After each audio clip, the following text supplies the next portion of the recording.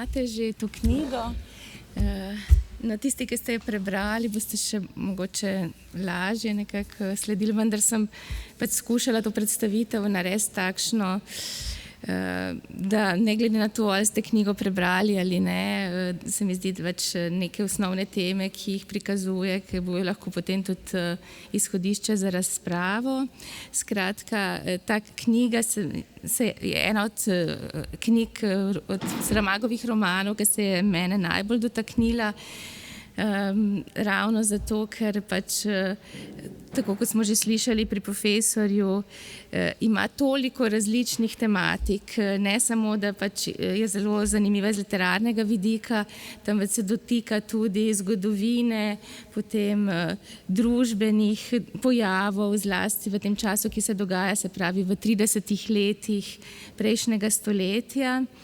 In v tem romanu so meje zabrisane, skratka nekako ne obstajajo. Zato tudi mi predvidevamo, da jih ustvarjamo sami in nikakor ne vemo dobro, kaj je resnično, kaj je fikcija, ne. Tako kot v bistvu tudi v vsakodnevnem življenju lahko nekako to misel uporabimo, ne. Tudi Fernando Pessoa je rekel, če mi boste rekli, da je nesmiselno tako govoriti o nekom, ki ni nikoli obstajal, naj vam odgovorim, da tudi nimam dokazov, da je Lizbona kdajkoli obstajala, ali pa jaz, ki pišem ali karkoli, kjerkoli. Skratka, tukaj sem potem vedno navedla še nekaj v portugalščini. Ozadje romana iz leta 1984 nas torej popelje v leto 1936 in v ta prostor mesta Lizbone, ki je spremenjena v blodnjak. V družbeni, zgodovinski situaciji gre torej za pojav raznih fašizmov, ne, se pravi, to je čas s Hitlerjem v Nemčiji, Franco v Španiji, Salazarjem na Portugalskem. Po eni strani je, se pravi, ta težka situacija v svetu, kot tudi recimo zdaj lahko nekako se to začutimo, tudi to živimo zdaj recimo v tej naši situaciji s to vojno, ki se je zdaj začela. Po drugi strani je pa tukaj res zelo veliko simbolike in skratka, ko Ricardo Reis, kot ga poznamo kot heteronim Fernanda Pessoe, v tem romanu išče svojo identiteto, išče, kako bi se odlepil od svojega stvaritelja Fernanda Pessoe, ki je umrl, in potem, ko je obveščen, da je Fernando Pessoa umrl, Ricardo Reis prispe z ladjo, ne, to je spet neka taka limbična prispodoba, ne, z ladjo prispe na kopno, ne. Skratka, potem bomo kasneje videli, da je to v bistvu ravno obratno, kakor je recimo bilo v Camõesu, ne, tam so šli odkrivati svet iz kopnega na morje, tukaj je pa zdaj ravno obraten proces, ne, zdaj pa pridemo iz morja na kopno, ne, in odkrivamo kopno, se pravi, po eni strani svojo deželo, po drugi strani pa to svojo notranjo deželo, svoj notranji svet, ne. In to pa nekako simbolično je Ricardu Reisu oteženo, se pravi odkrivanje samega sebe, ali bo prišel do tega, da bo postal samostojna posebnost in se bo uspel odtrgati od svojega stvaritelja Fernanda Pessoa, ne. Kar mu otežuje Lizbona kot blodnjak, ne. V tej Lizboni se izgublja in nekako se išče in tako, kot je tudi že profesor Reis omenil, ne, se pa v bistvu orientira po kipih, ne, po kipih, zlasti po kipu Camõesa in po kipu Adama Storja, ne. In tako tudi pač sam Saramago pravi, ne, vse poti vodijo k Camõesu in njegovi poeziji, ne. Skratka, zdaj smo že nekaj povedali o Ricardu Reichu. Fernando Pessoa, glavna moška lika je treba tudi omeniti, no, da bomo potem prišli do ženskih likov. Skratka, sprašujemo se, kdo je zdaj ta Ricardo Reich. Vemo, da je bil heteronim Fernanda Pessoe, vendar v tem romanu je nekako izziv identitete, lahko rečemo. Ne? Ali je prikazan, ali je polprikazan, ali bo prišel potem do neke celostne osebe, se pravi do prave osebe. Potem pa imamo Fernanda Pessoa, za katerega vemo, ne, da je v resnici obstajal, vendar je se tukaj pojavlja kot prikazan. In Ricardo Reich ima v bistvu tako kot zarodek v materinem telesu 9 mesecev časa, da se osamosvoji, da se odlepi od svojega stvaritelja Fernanda Pessoe in da zaživi svoje življenje. Toliko časa ima, potem pa bo Fernando Pessoa odšel in ga ne bo več. Ne. Potem pa imamo tukaj še Saramaga, ne, ki pa vemo, da je to je pa v bistvu nek tretji nivo, ki pa je pisatelj, za katerega pa vemo, da je v tem delu da je ta pripovedovalec. Ne. Skratka, rekli smo, da se Ricardo Reich v tem svojem življenju, ko se nekako navaja, ne, tukaj imamo 2 zelo pomenljivi sliki, to je bila ena razstava Coração de Ninguém, Nikogaršnje srce v fundaciji Kaluš Gulbenkian, in v bistvu sta enaki osebi z različnim podpisom. Kot verjetno veste, je potem Pessoa za svoje heteronime, no, in tudi delno polheteronime je naredil prav natalne karte, ne, in je potem tudi prav napisal, ne, kje so živeli, kaj so počeli. Ne, Ricardo Reich je bil v Braziliji, ne, in tukaj v tem primeru se potem vrača nazaj. No, tako, zdaj pa potem pridemo od teh 2 moških likov, ne, pa do ženskih likov, ki sta zelo pomenljiva. Ne. Že v uvodnem pozdravu je profesor Pobežin omenil muze. Ne. Vemo, da je Ricardo Reich pisal ode in v teh odah se pojavlja tudi Lidija kot neka muza. Vendar pa Saramago tukaj zelo močno poseže v to in potem Lidija postane ženska iz mesa in krvi. Ta, ki je pa tukaj bolj podobna muzam, je pa Marsenda. Ne? In kaj on pravi? Kaj pravi? Marsenda, ne? Kaj je Marsenda? Ali je ona iluzija, ogledalo Ricarda Reicha, ker že na začetku, vidimo ta citat, kajti ženskam ni ime Marsenda, to so besede z drugega sveta, iz drugega kraja, ženske, a glagolske rase. Este nome de Marsenda não usa mulheres, são palavras de outro mundo, de outro lugar, femininos, mas da raça gerúndia. Že to ime v gerundiju, v glagolniku pove, da je kot nekaj nedokončanega. Ne? Je zelo zanimivo. Ona ima čist fizično gledano, ima eno mrtvo roko, kot pravi, pohabljeno roko. Ne? In po eni strani je to angelski lik, po drugi strani pa nekako naznanja smrt. Ne? Že njeno samo ime buri Reichove duhove, kot da bi šlo, pravi pripovedovalec, za neko starodavno skrivnost, za neko zakletev, za neko mrmranje, nek odmev, nekaj, kar samo oplazi našo zavest in ni drugega kot plod naše domišljije ali pa pretirane občutljivosti. Ne? Nekaj lahkega, hkrati spet moramo zaiti v protislovje. Ne? Tukaj v njegovih delih velikokrat imamo ta protislovja. Nekaj hladnega in okamnelega kot kip. Ne? To je pa spet ta tema, ki je že omenil profesor Reich. Ne? Kip, kamen. Ne? Vendar pa lik, ki je videti tako angelski skozi to celotno pripoved naznanja smrt in tudi nezmožnost Reichevega ukrepanja. Se pravi, Marsenda je nekaj, kar Reicha odmika od tega, da bi postal resnična oseba. Ne? Vedno ga potem vleče proti nekemu prostoru, ki je nekje vmes, ne? Tudi proti smrti. Ne? In imamo recimo tudi eno poglavje, kjer je karneval In tako Ricardo Reis, ko hodi po Lizboni, mogoče se spomnite, da tistega ste prebrali, ne, zagleda nekoga oblečenega v smrt. Ne, in ta smrt ga tako privlači, da gre za njima. Ne, nekako razmišlja, ali je mogoče to celo Fernando Pessoa, ki se je preoblekel v smrt, se pravi dvakrat, ne, dvakratno smrt. Enkrat zaradi tega, ker je mrtev, drugič preoblečen v smrt. Ne. Skratka, ampak ravno ta njegova smrt, ne, po eni strani pomeni pa tudi možnost, da bi pač Ricardo Reis našel svojo možnost obstoja. Ne, ta druga smrt, ta smrt Fernanda Pessoe. Ne. Potem po drugi strani neko tako podobno dogajanje, ne, je tudi takrat, ko Ricardo Reis roma v Fatimo in pač upa, da bo tam srečal Marsendo. Ne, in imamo tudi pač odlomke.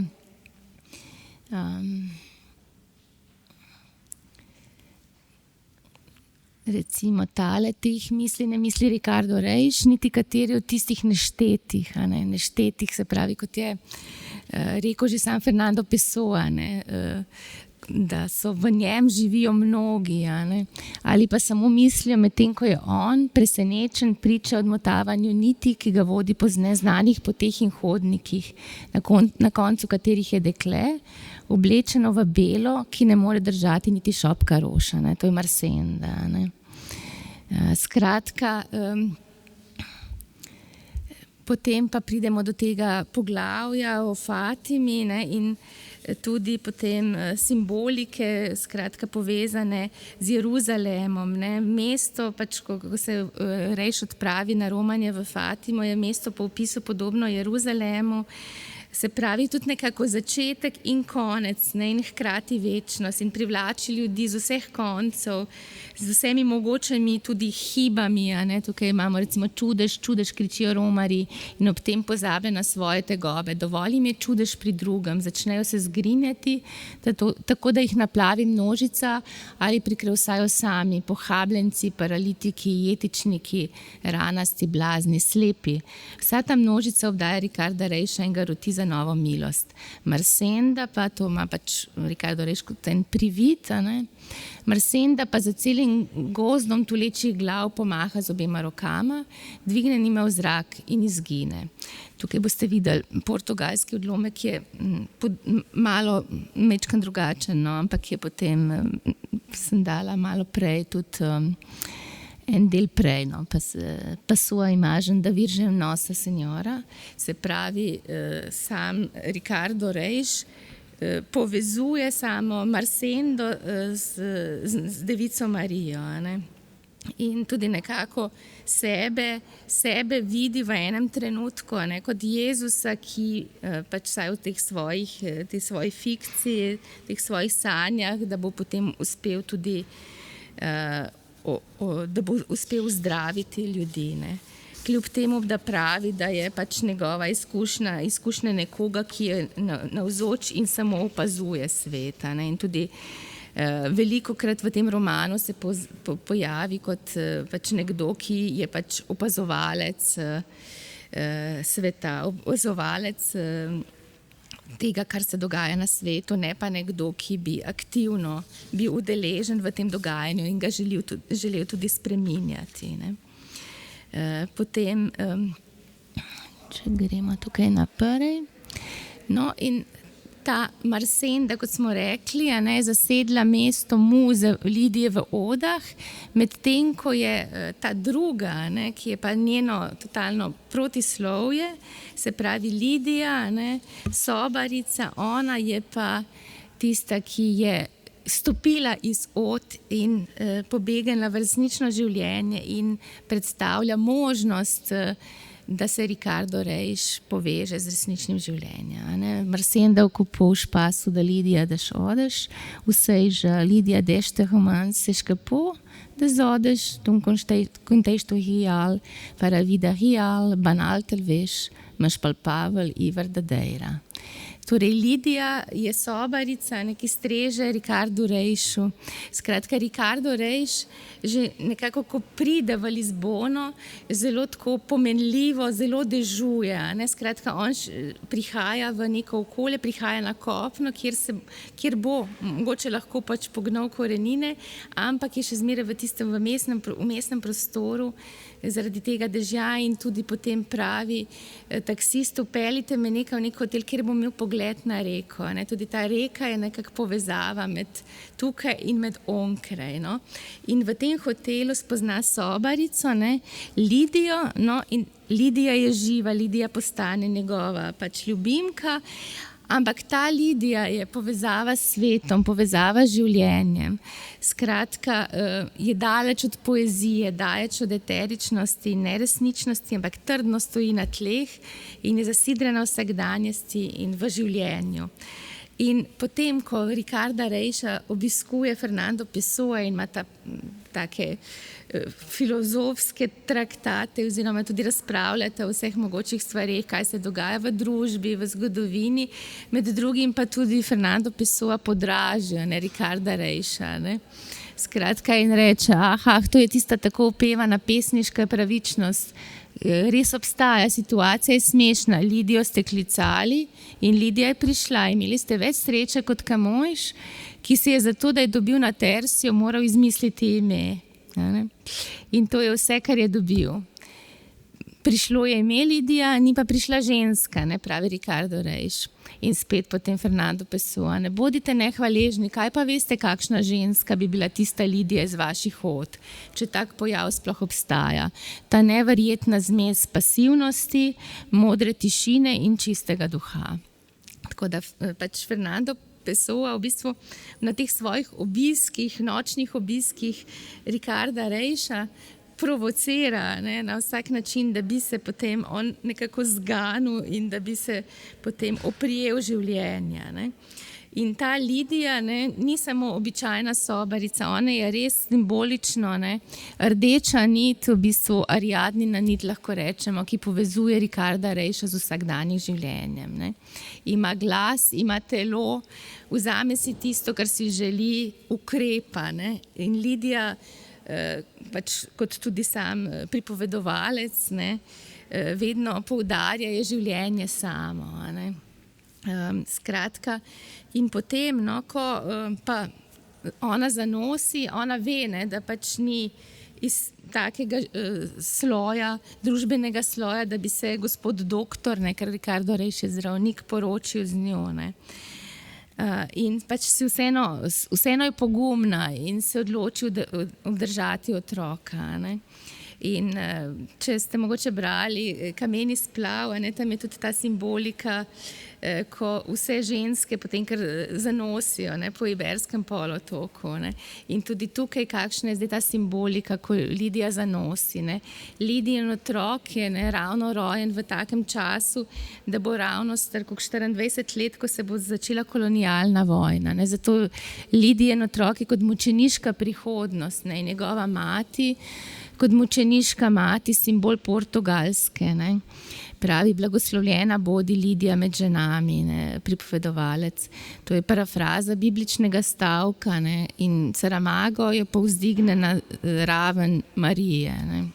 Nenadoma Lidija ni več običajna, nepomembna sobarica, temveč se prelevi v simbol portugalske ženske, matere. Njen otrok pa v simbol portugalskih otrok, se pravi mladih, na katerih bo v bistvu se gradila nova Portugalska. In skratka, kolonialna vojna, ko smo rekli, se bo začela leta 61, takrat bo ta otrok dopolnil 24 let in pač ne vemo, kakšna prihodnost ga čaka. Vendar pa pač v začetku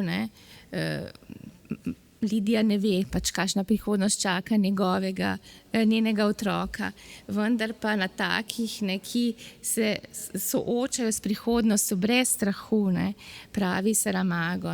On vedno stavi v bistvu na preprostega človeka, na tistega, ki ukrepa, in poudarja, da na takih pač stoji, ne moramo reči samo svet, ampak zlasti se pač on osredotoča na to svojo domovino. In tudi pač drugih romanih je zelo pomembno to vprašanje domovine, ne. V bistvu po eni strani razočaranje zaradi določenih situacij v njej, po drugi strani pa poudarja, kdo so tisti, ne, ki so gradniki nove domovine, novega sveta, ne.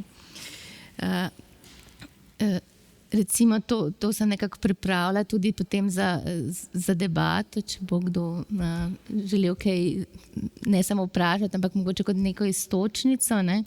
Skratka, Ricardo Reis bi z Lidijo stopil v svet, ne, čas in zgodovino, vendar pa pač ne zmore tega poguma in kaj se na koncu zgodi, ne, na koncu gre na pokopališče s pomenljivim imenom Prazeres, ne, pokopališče radosti, kjer, ne, kamor gre potem s Fernando Pessoa. Fernando Pessoa, ne, tle je toliko ene simbolike, ne, v tem romanu in tudi v vseh ostalih, ne, toliko nekega razmišljanja nam nudi. Fernando Pessoa odloži tisti svoj tipični klobuk, ne, s katerim ga vedno vidimo. Kaj to pomeni, ne? To pomeni pač, da izteka se mu teh 9 mesecev in ni več zmožen brati, ne? Se pravi, da tudi ni več pomembno, ne, da ga prepoznamo, ne? Ampak v vsakem primeru, ne, je pomembna ta knjiga, ne? Pomembna je knjiga, ki jo imamo in gotovo se bo našel nekdo, ne, ki jo bo lahko bral, ne? In to so te nove generacije, ne? Skratka, tukaj imamo recimo stavek, ne? Camões je rekel, tu, kjer se konča kopno in se začne morje, ne? Aqui o mar acaba, ne? Aqui onde a terra acaba e o mar começa, ne? Je rekel Camões. Saramagov roman se začne, ne, ravno obratno, ne. Tu se morje konča in se začne kopno, ne. Skratka, aqui o mar acaba e a terra principia, ne. In smo rekli, ne, da to pomeni, ne, da nekoč smo morali, pač nekoč v času Camõesa je bilo treba odkrivati nove svetove, ne, je bilo to pomembno, ne. V teh časih, ne, je pa pomembno, da odkrivamo lasten svet, lastno domovino in lastno notranjost, ne. To je ta stavek, ki to poudarja, ne. In kako se zaključi to delo? To delo se zaključi tu, kjer se je morje končalo in kopno čaka, ne. Aqui onde o mar se acabou e a terra espera, ne. Tako zaključi Saramago to delo, ne.